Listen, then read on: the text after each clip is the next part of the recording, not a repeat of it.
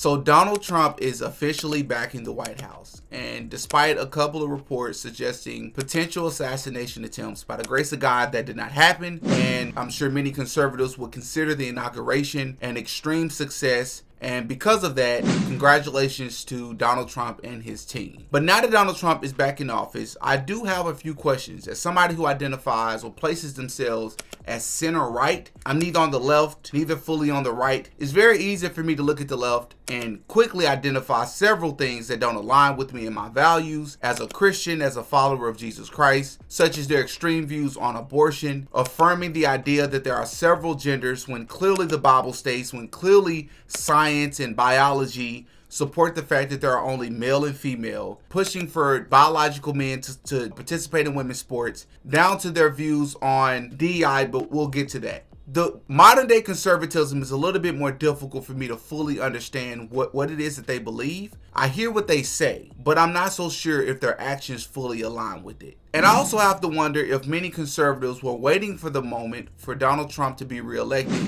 to really voice how they feel about other Americans. Racism isn't bad, okay? So it's not bad to be racist, because racism is a discrimination factor, which we use all the time. Yeah, and everyone all around the world, all races, is racist. Yeah, and you should be the white people though. are the only ones that get criticized for it. Like if you're black and you see a group of young black guys rolling up, dressed all hood, acting suspicious, you should make a stereotypical assumption that there's potential issues, and you should probably not hang out in that vicinity unless you are loaded with a gun and you're wanting a fight. I want to re-educate people into understanding that racism doesn't make you a bad person. It makes you a better friend, a better husband, a better father, and it makes you a better person. Originally, you were slaves and you didn't even have value in terms of the political system. Then they were given like 3/8 of the value, right? 3/5.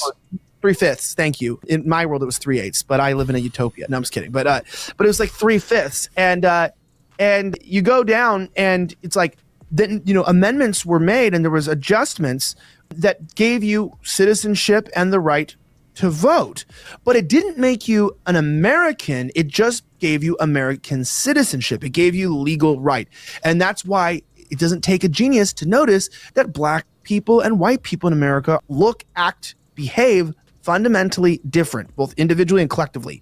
Now, that's not to say that black people aren't valuable in the eyes of God. It's not to say that white people are better than black people, even if they are. No, I'm kidding. That was a very popular conservative by the name of Elijah Schaefer, maybe. I may be butchering his last name, who decided to share his opinions on black Americans, suggesting that we're actually not real Americans. Now, as ridiculous as this sounds, as dumb as this sounds, despite the fact that many black Americans fought in wars, despite the fact that to even be considered an American, that's literally what the 14th Amendment was about, birthright citizenship. But even if you move that aside, from a cultural and a social identity perspective, participating or engaging in American cultural practices, traditions, and civic activities, such as voting and paying taxes and participating in the community, helping build the community, that literally makes you an American. But that aside, conservatism, I was under the impression, meant conserving traditional values. And as somebody who's only known or have been learning about conservatism for about 4 years now, I've learned a lot later than many people in this country. And when you compare modern day conservatism to conservatism of just maybe 15, 20 years ago, it's a vast difference, in my opinion, right? I was under the impression at the root of it was Christian values. At the root of it was Jesus Christ. But when I look at it today, it seems to be more so tied to politicians and what they believe and how they represent the Republican Party. And they try to make conservatism fit the current politician instead of making the politician fit conservative values. So speaking of crazy, many times on this channel, I've mentioned that last year was the craziest year of my life, and I stand by that. And another reason that made last year crazy was because of data security. As it's been reported that there were a lot of alarming vulnerabilities and high-profile breaches that took place, exposing personal information on a massive scale. So for example, when you look at Dell, they reported that there were over 3.9 million breaches of customer accounts, and compromised sensitive details. Ticketmaster's breach was even larger, with over 560 million records exposed. However, the most concerning incident came just a few months ago when the National Public Data reported a breach of catastrophic proportions. This breach potentially affects every single American, compromising over 2.9 billion records used for background checks. These records include names, addresses, date of birth, phone numbers, but most critically and most importantly, people's social security numbers. To make matters even worse, the perpetrators have even already released this information online completely free of charge. If this doesn't make you reconsider how seriously you protect your personal information, it should. In a world where our data is constantly at risk, protecting yourself and your loved ones isn't just an option, it's a necessity. That's why I use Aura, today's sponsor. Aura takes a proactive approach to safeguarding personal data. It monitors key details such as your social security number across billions of data points, including the dark web and public court records. If there's suspicious activity, Aura sends real-time alerts so you're always in the know. And if the unthinkable happens, they back their service with up to $5 million in identity theft insurance. But Aura doesn't just stop there. They've created a suite of tools to keep you and your family secure. Real-time notifications for data breaches, a secure VPN for private browsing, tools to opt out of data brokers selling your information, a robust password manager for creating and securely storing strong passwords. I personally take my family's security extremely serious, and I encourage you all to do the same, right? Visit aura.com/DDGotAPodcast. Again, that's aura.com/DDGotAPodcast to start your free 2-week trial. Aura can determine if your personal data is already exposed. Take control of your digital security today, because protecting what matters most is worth it. So for example, let's start with Donald Trump himself, the man who I truly believe is far above criticism from anybody on the right. Instead, I see all the big talking heads defending Trump, praising Trump, supporting Trump, promoting Trump, but they're never critical of Trump. And it's very weird to me, despite the fact that I think we can all agree that Trump is not a Christian. You mentioned the Bible. You've been talking about how it's your favorite book. And you said, I think last night in Iowa, some people are surprised that you say that. I'm wondering what one or two of your most favored Bible verses are, and why. I wouldn't want to get into it, because to me that's very personal. You know, when I talk about the Bible, it's very personal, so I don't want to get into verses. I don't want to get into... It means a lot to you that you think about or cite? The Bible means a lot to me, but I don't want to get into specifics. Even to cite a verse that you like? No, I don't want to do that. You're an Old Testament guy or a New Testament? Probably equal. I think it's just an incredible... The whole Bible is an incredible... I joke very much so. They always hold up the Art of the Deal. I say my second favorite book of all time. But I just think the Bible is just something very special. Psychologist. Yeah, I probably struggle with psychology. But nobody ever talks about that, despite the fact that Trump is not pro-life. The Republicans, the liberals, the conservatives, they wanted it brought out of the federal government and brought back to the states for a vote of the people. And like Ronald Reagan, I believe in the exceptions for rape, incest, life of the mother. I strongly believe. You know, you have to follow your heart. Some people don't. It's a very small percentage. Many people are going to say, technically speaking, he is. If Trump is supporting any form of abortion, that is anti-Christian. If he is supporting any form of abortion, that's not consistent with the teachings of Jesus Christ. Now, a lot of you are going to hop in the comment section and say, well, it's not that. We agree with you. It's just that we'd rather take somebody that's much closer to what we believe as pro-lifers. Well, the problem is, I don't even hear enough of you complaining about that. Aren't you upset that Trump actually supports sending it back to the states? Or let's talk about Trump and his meme coin. This has to be illegal. I don't know how this is not illegal. And even if it is legal, or you can argue in favor of Trump, at the very least, you have to admit as a conservative that this is unethical. To use your campaign, to use your presidency, to use your position to make billions and billions of dollars in the span of just days has to be ludicrous. Do you intend to continue selling products that benefit yourself personally while you're president? Well, I don't know if it benefited. I don't know where it is. I don't know much about it other than I launched it. I heard it was very successful. I haven't checked it. Where is it today? You made a lot of money, sir. How much? Several $1 billion, it seems like, in the last several days. Several billion? That's peanuts for these guys. but nobody's upset about it. Nobody's in an uproar. When I saw that come out, my mind was blown.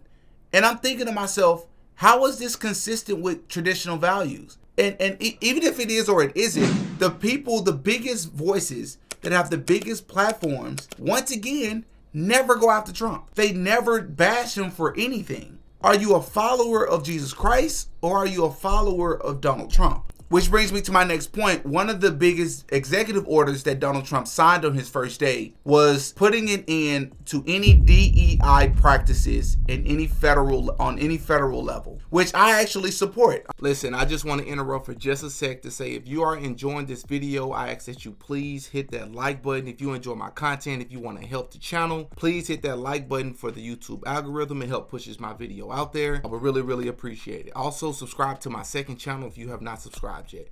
Link is in the description. I'm one of the very few, and I'm in the very small percentage of Black Americans that actually support it.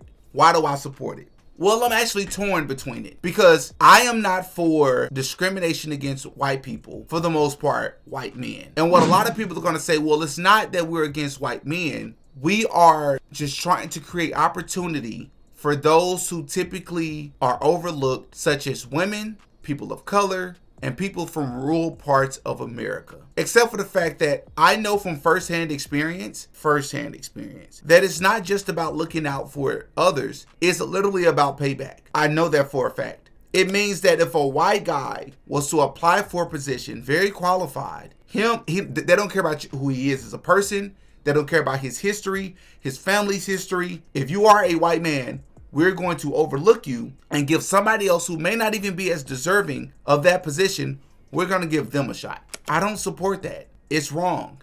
It's discrimination. Now, this is where you're going to ask me, what's my solution? I don't have a solution. I just know I don't want discrimination against anybody. Black and brown people, women, white men, white women, anyone. But that's actually my question to conservatives. If you're going to put an end to DEI, what would you suggest is a sensible solution to DEI while also adequately acknowledging how to account for nepotism, favoritism, racism against people of color, cronyism, and so many other Black and brown and rural parts of America not receiving quality education and training to prepare them for these jobs? And I'm asking this because I'm afraid we're going to see what we've always typically seen. We're going to see a disproportionate representation in these positions because a lot of white folks grow up in better communities with better education, so they're going to be far more equipped and prepared for these positions and these jobs, right? And these colleges. So all I'm stating is I don't support DEI in the sense of discrimination, while I do understand why parts of DEI is also necessary because of that very thing. I'm not hearing conservatives offer sensible solutions that will actually solve the very problem that DEI was introduced in the first place to account for. Another thing I found very strange was the response to the Elon Musk salute. That was very strange to me because I don't believe Elon Musk is a Nazi. I do not believe that Donald Trump is a Nazi. The term Nazi is being overused, is losing its meaning, and I'm sick of people, especially on the left, using that term. It's old, it's played out. These people have not unalived millions of people, bro. They haven't said out of their own mouth in a public forum or a public setting that they want to unalive all millions of people that are not white.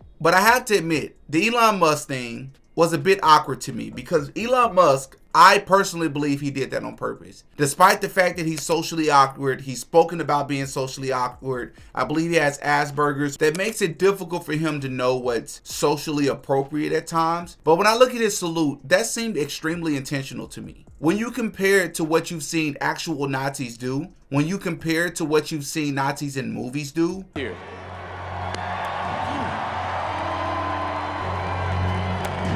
And then the straight up, that was a serious Roman.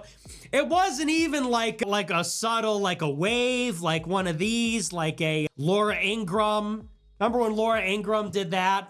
That was a straight up Sig Heil, loving Hitler energy. that was like a straight up with intensity Roman salute. That was very intentional to me. And I already don't fully trust Elon Musk altogether anyways. for multiple reasons, such as him wanting to put chips in people's brains because of what his plans for the advancement of technology and how it's going to replace human beings, which in my opinion is anti-God, because you're trying to replace God's creation. But also because I remember he wore this suit one time, which is quite literally the Baphomet, which is quite literally anti-God. In no circumstances is wearing something like this appropriate. But this brings me to my last point. It seems to me that modern conservatism isn't actually about Christian values the way people say that it is. It seems to me that modern conservatism has grown into anti-left, right? Like, if you're just anti-left, if you're anti-quote-unquote woke, which I get it. I don't support the things on the left that are anti-God myself. But we can't just be willing to accept anything or anybody that is against the left if they are also representing something that is against God. You look at a David Rubin, who's married to another man. When you look at some of the transgenders, who once again promote conservative values, but they're living a life that is not Christian. So it should be on us as Christians to promote these things to these people, to tell them to repent, change their ways, change their mindset, ask for forgiveness, and follow the way of Jesus Christ. But it seems to me that we don't do that. When you look at a person like Andrew Tate, who has religiously talked about his support, his promotion of pornography, how he's made all this money from the webcam business, and you don't see any pushback. Or you see very little pushback. You got people like Candace Owens supporting him. You got people like Benny Johnson, or whatever his name is, one of the biggest Trump supporters in the conservative movement, who never criticizes Trump for anything, interviewing Andrew Tate, taking up for Andrew Tate, calling Andrew Tate a victim. Someone who I think will deliver absolute profound takes on what is happening right now, because he himself has been the victim of state-sponsored incarceration. Despite the fact that Andrew Tate is against the conservative and Christian movement. These conservative losers tell you, get married. Ben Shapiro, a little Jew. The reason they'll say Andrew Tate's a bad guy is really because they know I get to live free and do what I want, live with my friends, and have endless children from endless beauty queens. You actually have to downplay your relationship with the girl of 6 years, which is difficult. And I only get away with that because the girl of 6 years plays along. So Vivian's been with me 6 years. So he's been with Vivian for 6 years, right? Because Vivian's younger. Melissa's like 28, Vivian's like 21. Vivian's 21. And at this point, he's been a girlfriend for 6 years. It means that they met when she was 15 years old. This is why I say that conservatism and liberalism are two wings of the same bird. Because I just see a lot of hypocrites. I see a lot of hypocrites on both sides. I see people who have agendas. I look at people like Benny as a paid agent. He's paid and placed in position to help build and promote this narrative for Trump. Just like many people on the left have people set in place that are paid by politicians and other powers that be to promote narratives for them. It's two wings of the same bird. Because if you people were really Christian, you would move like Christians. But you're not. It's like you've separated it. I rambled this entire video, but these are the things that were on my mind because I'm just confused about what conservatism is, which is why I don't identify as a conservative, because I fear that it's not actually Christian values, right? But if you all feel different, I would love to hear your thoughts. Hop in the comment section. Let me know what you think. I'm Demetrius. I go by DD. That's all for this one, man. Until next time. Peace. Oh, yeah. DD got a podcast.